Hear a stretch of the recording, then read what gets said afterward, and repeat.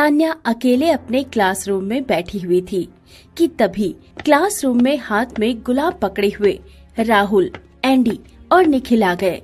राहुल तान्या को गुलाब देते हुए बोला, मैं तुमसे प्यार करता हूँ, क्या तुम मुझसे शादी करोगी?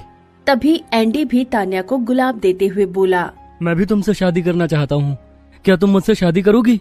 और मैं भी तान्या, मेरी इस गुलाब के फूल को स्वीकार करके मेरे जीवन को धन्य कर दो। तान्या ने मुस्कुराते हुए तीनों गुलाब अपने पास रख लिए। मैं तुम तीनों से शादी करने के लिए तैयार हूँ और मैं तुम तीनों से कल ही शादी करूँगी। तान्या की बात सुनकर वो तीनों खुश होते हुए वहाँ से चले गए। तान्या लड़खड़ाते हुए कदमों से एक छड़ी के सहारे अपने क्लासरूम से बाहर निकली ही थी कि तभी उसका क्लासमेट राजू वहाँ पर आ गया, जो कि तान्या की क्लास की खिड़की से सारी बातें सुन रहा था। आखिर ये सब क्या चल रहा है तान्या? सारे स्कूल और शहर में तुम बदनाम हो गई हो तान्या कि तुम्हारे एक नहीं बल्कि 3 बॉयफ्रेंड हैं, और अब तुम इन तीनों से विवाह करोगी तान्या? तुम्हें क्या हो गया है? कुछ दिन बाद तुम सब समझ जाओगे। क्या तुम मुझे पुलिस स्टेशन तक छोड़ दोगे? कुछ दिन पहले की बात है। तान्या स्कूल से अपने घर लौटी ही थी कि तभी अपने घर पर भीड़ देखकर वो बुरी तरह से घबराते हुए अंदर की ओर भागी। अंदर उसके पिता कैलाश नाथ की अर्थी रखी हुई थी। पिताजी, क्या हुआ पिताजी को? तभी तान्या की माँ शारदा देवी रोती हुई तान्या से बोली, अनर्थ हो गया बेटी। तेरे पिता ऑफिस से बाहर निकले ही थे कि तभी एक ट्रक उन्हें कुचल कर चला गया। नहीं माँ, पिताजी मुझे ऐसे छोड़कर नहीं जा सकते। तभी शारदा देवी की घर की नौकरानी सावित्री, जो कि एक बूढ़ी महिला थी, रोते हुए बोली, धैर्य से काम लो बेटी।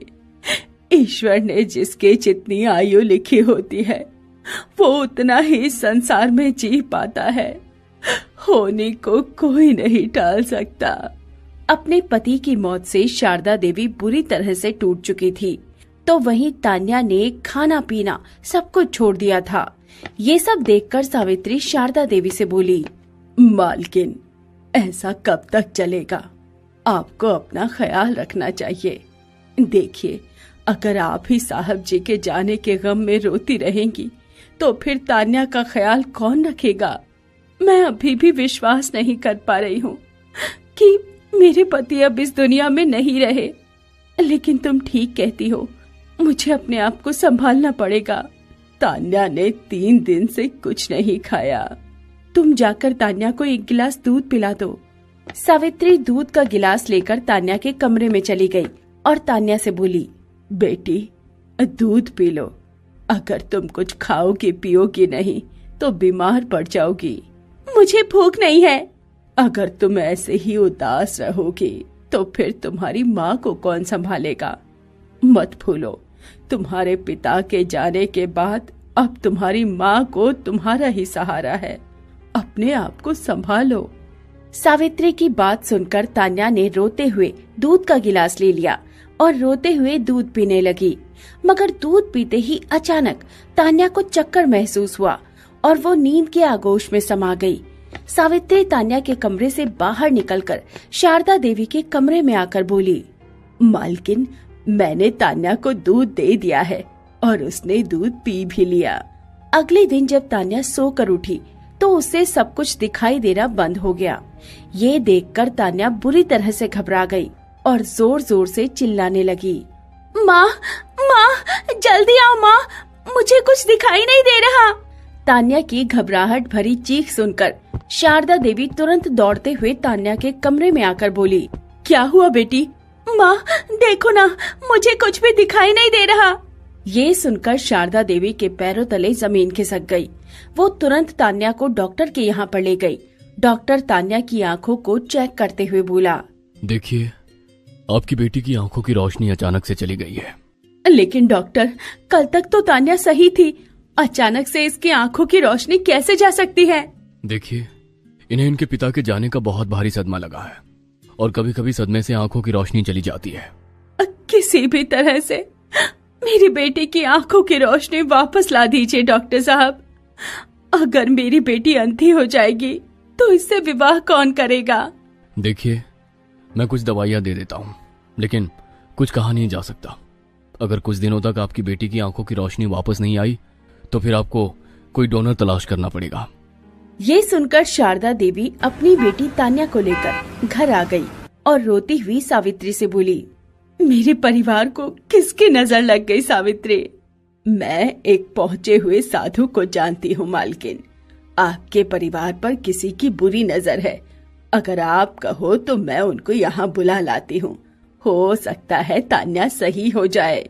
मुझे कुछ नहीं पता सावित्री, मैं बस इतना चाहती हूँ कि मेरी बेटी की आंखों की रोशनी वापस आ जाए। अगले दिन सावित्री एक साधु को वहाँ पर ले आई। साधु तान्या को देखकर तेज आवाज में बोला, इस लड़की के ऊपर किसी ने काला जादू कराया है। अगर उस काले जादू को समाप्त नहीं किया गया तो इसकी मौत निश्चित है। तो फिर कुछ कीजिए साधु महाराज। इसका सिर्फ एक ही उपाय है। इस लड़की को 3 गरीब लड़कों से दोस्ती करनी होगी और उन 3 लड़कों से विवाह भी करना होगा।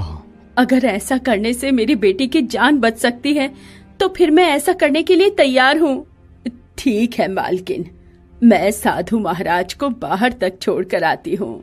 सावित्री साधु को घर के बाहर लाई ही थी कि तभी साधु सावित्री की ओर देखकर बोला, लाओ अब मुझे मेरा हिस्सा मुझे दो।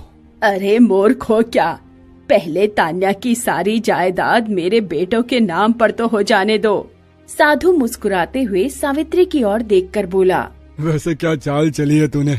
कितनी आसानी से तूने अपने बेटों से कैलाश नाथ का एक्सीडेंट करवा दिया और दूध में दवाई मिलाकर तान्या की आंखों की रोशनी छीन ली और डॉक्टर को भी पैसों की लालच देकर अपनी तरफ कर लिया और किसी को कोई शक भी नहीं हुआ। जरा धीरे बोल पाखंडी साधु, दीवारों के भी कान होते हैं। अब तुम जाओ। साधु वहाँ से चला गया। सावित्री तुरंत घर के अंदर चली गई। सावित्री को देखकर शारदा देवी गहरी सोच में डूबते हुए बोली, सावित्री, साधु महाराज ने बताया है कि मेरी पुत्री को 3 बेटों से दोस्ती करनी होगी, फिर उसके बाद उन तीनों से विवाह भी करना होगा। लेकिन ऐसा कैसे संभव हो सकता है? मेरी बेटी की कितनी बदनामी हो जाएगी। मालकिन, आप बिल्कुल भी मत घबराइए। ईश्वर की कृपा से मेरे 3 जवान पुत्र हैं। आप तान्या से मेरे उन पुत्रों की दोस्ती करा दीजिए और चुपके से विवाह करा दीजिए। विवाह के कुछ दिन बाद मैं उन तीनों से तान्या को तलाक दिलवा दूंगी। इस तरह से तान्या के ऊपर काला जादू भी समाप्त हो जाएगा और तान्या की इज्जत भी बच जाएगी। शारदा देवी गहरी सोच में डूबी हुई सावित्री से बोली, ठीक है, लेकिन मुझे सोचने के लिए आज का समय चाहिए। सावित्री अपने मन में बोली, लगता है इस बुढ़िया का भी कुछ इंतजाम करना पड़ेगा। कहीं ऐसा ना हो कि कल तक इसका इरादा बदल जाए। सावित्री मुस्कुराती हुई शारदा देवी से बोली, ठीक है मालकिन, आप बहुत थक गई हैं। मैं आपके लिए 1 गिलास दूध ले आती हूँ। इतना बोलकर सावित्री किचन में चली गई और गिलास में दूध उड़ेलते हुए बोली, ना रहेगा बांस, ना बजेगी बांसुरी। इतना बोलकर सावित्री ने उस दूध में दवाई मिला दी और शारदा देवी ने जैसे ही उस दूध को पिया, अचानक उन्हें बुरी तरह से चक्कर आ गए और वो लड़खड़ाती हुई, चीखती हुई गिर गई। अपनी माँ की चीख सुनकर तान्या लड़खड़ाती हुई वहां आकर सावित्री से बोली, क्या हुआ मेरी माँ को? मेरी माँ को क्या हुआ? बेटिया, लगता है मालकिन तुम्हारे अंधे होने का सदमा बर्दाश्त नहीं कर पाई। वो इस दुनिया में नहीं रही। ये सुनकर तान्या फूट फूट कर रोने लगी। शारदा देवी का अंतिम संस्कार कर दिया गया। कुछ दिन बाद सावित्री तान्या से बोली, बेटिया, तुम्हारी माँ की इच्छा थी कि साधु के आदेश का पालन किया जाए। तुम्हें मेरे 3 बेटों से दोस्ती करके उनसे विवाह कर लेना चाहिए। अब तुम ही सोचो, तुम अंधी से कौन विवाह करेगा? ठीक है, मैं अपनी माँ की अंतिम इच्छा जरूर पूरी करूंगी, लेकिन सबसे पहले मैं तुम्हारे बेटों से दोस्ती करूंगी और उन्हें शादी के लिए प्रपोज करना होगा, ताकि सारे जमाने को पता लग जाना चाहिए कि मैं जिन 3 लोगों से विवाह कर रही हूँ वो मेरे बॉयफ्रेंड थे। और तान्या ने वही किया। राहुल, एंडी और निखिल से दोस्ती कर ली। अब सारे स्कूल में चर्चा होने लगी कि तान्या के 3 बॉयफ्रेंड हैं। राजू तान्या को लेकर पुलिस स्टेशन पहुंच गया। तान्या इंस्पेक्टर से बोली, मेरे साथ बहुत बड़ा अन्याय हुआ है। मेरे घर की नौकरानी सावित्री मेरे पिता को अपने बेटों से एक्सीडेंट करके मरवा दिया और दूध में दवाई मिलाकर मुझे अंधा कर दिया और दूध में ही जहर देकर मेरी माँ को मार दिया। ये सुनकर इंस्पेक्टर पूरी तरह से चौंकता हुआ बोला, क्या नाम है तुम्हारा? मेरा नाम तान्या है।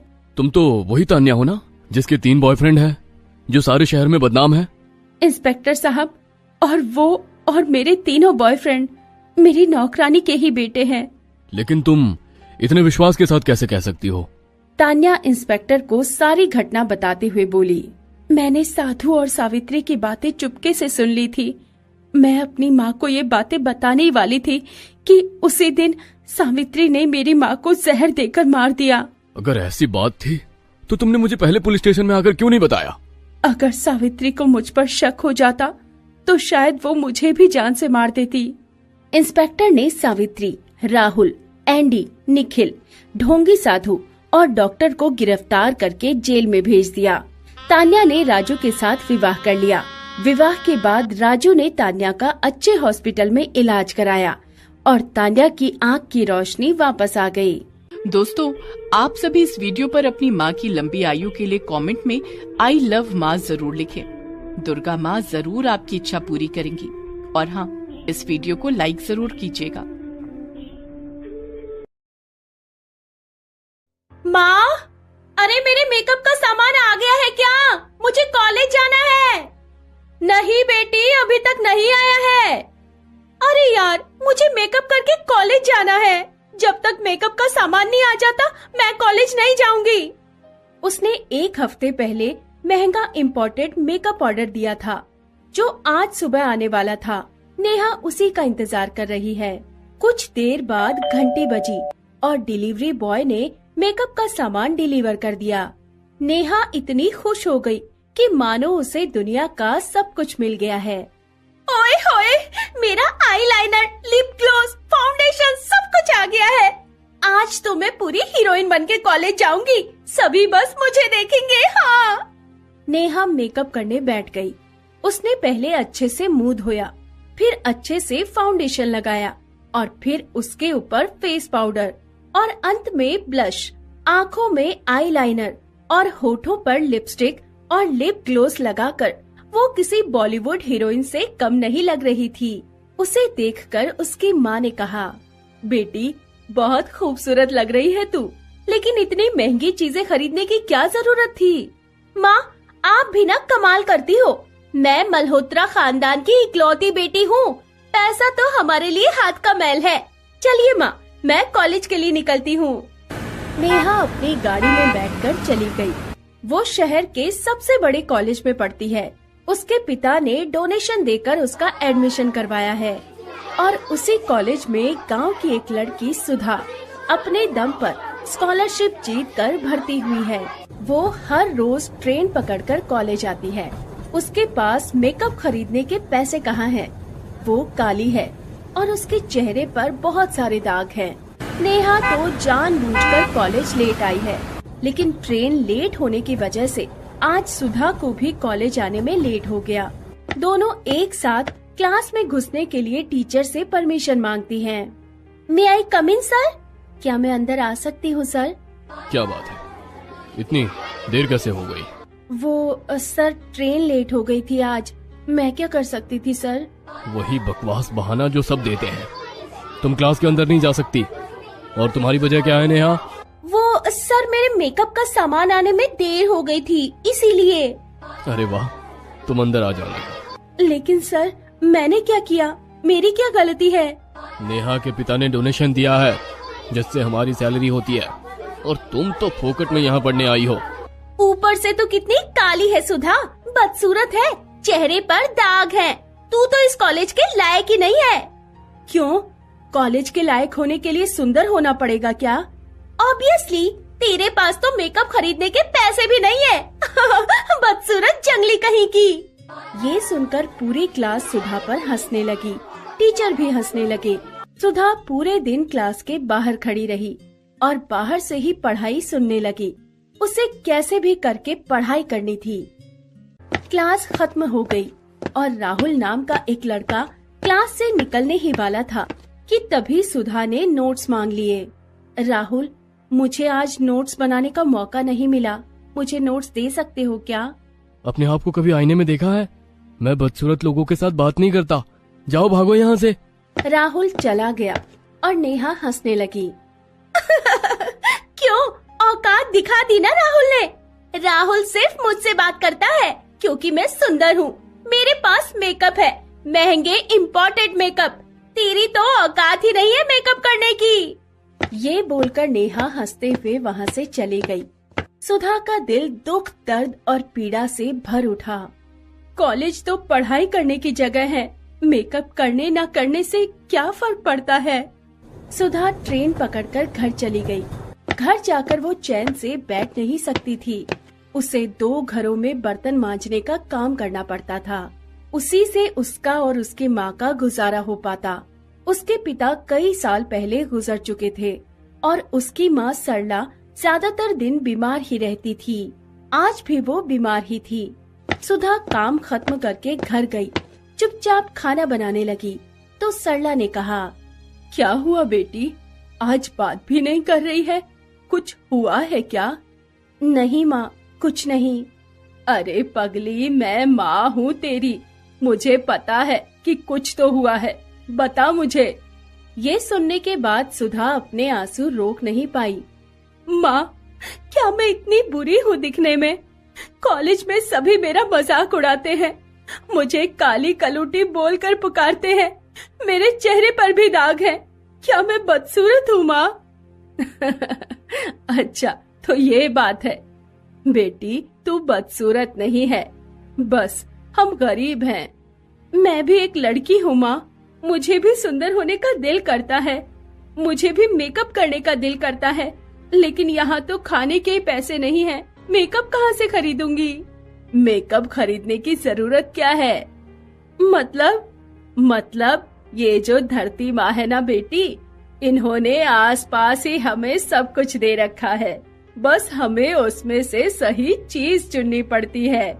ये जो आसपास के फूल पत्ते हैं, उसी से मेकअप तैयार किया जा सकता है। फूल पत्तों का मेकअप? हाँ बेटी, तू चिंता मत कर, अब से हर रोज मैं तेरे लिए फूल पत्तों से मेकअप तैयार करके रखूंगी।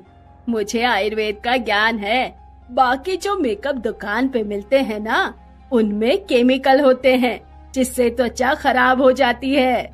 सरला यहाँ सुधा को ये सब बता रही थी और उस तरफ नेहा की माँ भी नेहा को यही समझा रही थी कि इन सब मेकअप की चीजों से त्वचा खराब हो जाती है, लेकिन नेहा ये सब मानने के लिए तैयार ही नहीं थी।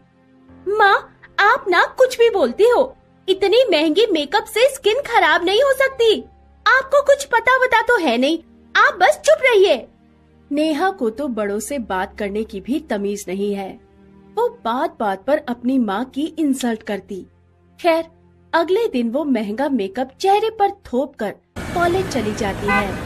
उधर सरला बगीचे से फूल पत्ते उठाकर उन्हें पीस कर मेकअप बनाती है। बेटी, इसे चेहरे पर लगा ले और इन फूलों को अपने बालों में सजा ले, और हाँ, ये जूस भी पी ले।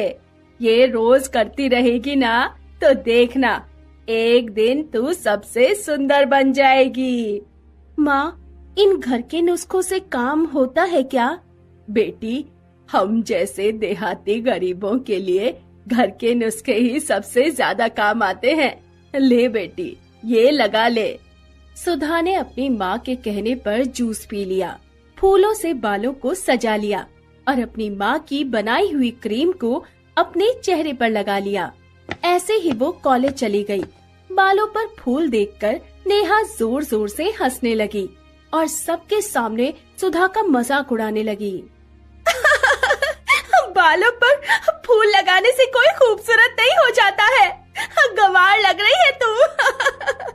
सच कहा नेहा, ऐसी गांव की गंवारों को पता नहीं क्यों कॉलेज में घुसने देते हैं। ये सुनकर सुधा फिर से दुखी हो गई और घर लौटकर अपनी माँ को उसने सब कुछ बताया और रोते हुए कहने लगी, नहीं, मैं आज से और फूल नहीं लगाऊंगी। बेटी, एक दिन में क्या होता है, तू हर रोज वही सब कर जो मैं कहती हूँ। कुछ महीनों बाद देखना क्या होता है। ये फूल पत्ते और आयुर्वेद पर भरोसा रख बेटी। सुधा मान गई और अगले दिन भी जूस पीकर, क्रीम लगाकर और बालों पर फूल लगाकर कॉलेज चली गई। सभी फिर से उसका मजाक उड़ाने लगे। क्लास में राहुल सबसे हैंडसम बंदा था। उसके बाप के पास पैसे भी बहुत थे, इसीलिए नेहा राहुल पर मरती थी। जो भी हो जाए, राहुल से शादी तो मैं करके ही रहूंगी। एक बार शादी हो गई तो लाइफ सेट है। लेकिन राहुल नेहा को ज्यादा भाव नहीं देता था। राहुल को अभी तक कोई लड़की पसंद नहीं आई थी और नेहा को इस बात का बुरा लगता था। नेहा ने कभी नहीं सोचा था कि राहुल कभी भी नेहा को भाव दे सकता है, लेकिन भगवान का लिखा हुआ कौन मिटा सकता है। 2-2.5 महीने बाद सरला के नुस्खे धीरे धीरे असर दिखाने लगे। सुधा के चेहरे से दाग गायब हो गए। वो गोरी होने लगी। फूलों की वजह से उसके बाल लंबे और घने हो गए। ये देखकर नेहा जलने लगी। मुझे और सुंदर होना है, और ज्यादा सुंदर। नेहा ने और महंगे मेकअप के सामान खरीद लिए। वो अपने चेहरे पर सर्जरी करवाने के लिए कई लाखों रुपए खर्च करने लगी। लेकिन धीरे धीरे उसका चेहरा बिगड़ने लगा। उसकी त्वचा लूज होने लगी और वो दिखने में बुढ़ी जैसी हो गई। और एक दिन जब सुधा कॉलेज आई तो उसे देखकर सबके होश उड़ गए। अरे ये क्या, इतनी सुंदर लड़की मैंने कभी नहीं देखा। ये सुधा इतनी सुंदर कैसे हो गई? सुधा, क्या तुम मुझसे दोस्ती करोगी? क्यों? तुम तो मुझे बदसूरत कहते थे ना। मुझसे गलती हो गई सुधा, मुझे माफ कर दो। ठीक है, जाओ, माफ किया। दोनों की दोस्ती हो गई और ये देखकर नेहा पूरी तरह से टूट गई। नेहा अपनी माँ के पास जाकर रोने लगी तो उसकी माँ ने कहा, बेटी, मैंने तो पहले ही तुझसे कहा था कि ये सब महंगे मेकअप इस्तेमाल मत कर। माँ, अब मैं क्या करूँ? आयुर्वेदिक नुस्खे ट्राई कर, उससे सब ठीक हो जाएगा। नेहा का घमंड टूट गया। वो भी आयुर्वेदिक नुस्खे ट्राई करने लगी। उधर राहुल ने सुधा से शादी कर ली। सरला के नुस्खे सुधा के काम आ गए थे और वो खुशहाल जिंदगी बिताने लगी।